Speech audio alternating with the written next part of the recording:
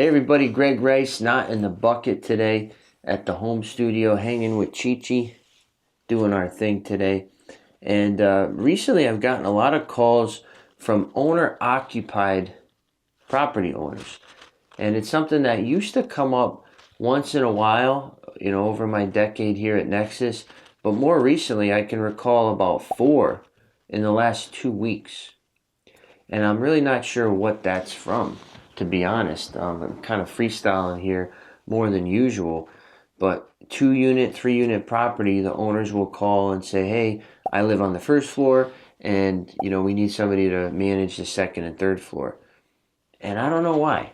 I really don't know why. Our service is a luxury, so it's something that people have to add to their balance sheet. It's an expense, right? So if an owner lives on the property, it's typically, they're already saving or trying to save money because that's where they live and it's their business, so they try to cut down. So it doesn't make sense in that regard. And maybe the lead implementation, these owners used to be exempt in the original statute. Owner occupied dwellings were exempt, and now they are no longer exempt. So if you're an owner occupant, you still have to adhere to the same lead conformance laws that I do, right, with a 6 unit in West Warwick or Woonsocket. So that has changed. So maybe people need help with that, is what I'm thinking. We don't manage owner occupied properties, however. We refer them to Jim Murray over at Lion Property Management. They do an excellent job. That's part of their business model. It's not part of our business model.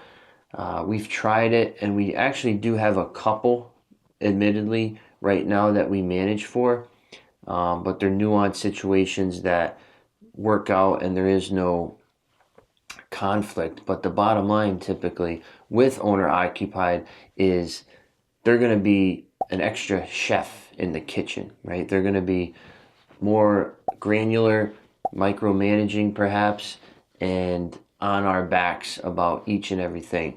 And we don't want that.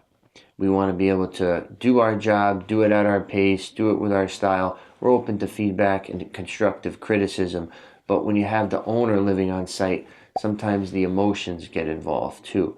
And I remember when we first took over a property, the owner was upset with us because the grass, the way the lines were cut in the grass, was not how he used to do it. And it was just like, we don't want to be a therapist. We want to manage property. It is kind of like we don't want to deal with your emotional banter about which way the grass is being cut. We want to collect rent, and we want to perform maintenance and do evictions. And there's a certain way about rental properties, at least here in Rhode Island and Massachusetts, that you just get things done, right? It's not about putting a bow on it and putting sprinkles on it. The owners don't want to pay for that. The tenants aren't expecting that. The tenants don't want that too a lot of times. So it's something where it added more stress and unneeded stress at that too, where, what are we getting out of this? We're spending more time dealing with this one owner than we are with 10 absentee owners. And with the 10 absentee owners, we're doing our thing. Our system's rocking and rolling. The tenants like it. The owners like it. Boom, boom, boom. And then you get one person, meh, meh, meh, meh, meh, meh. It throws a whole wrench in the system. And it hurts company morale too. The guys don't want to work there. Management like myself would be like, oh, here we go with this again. So we chose early on to put that to bed and not do it. I don't think we'll ever do it, to be honest. The same with condo associations. It's a whole nother animal. And somebody like Emily Hennessy does a tremendous job with condos. She loves them. She doesn't like doing the rental properties like we do. So everybody develops their preference and niche in the industry, and there's plenty of room for everybody. I've said that before. It's a big sandbox in Rhode Island.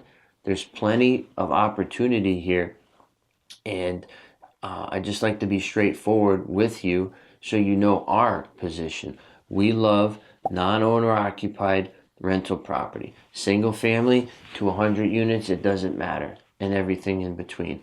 If it's got a tenant in it, we'll manage it. Period. So good that I put her to sleep. Talent. Any questions? let me know. Once again, Greg Rice, not in the bucket, your property, and actually not your owner-occupied property managed.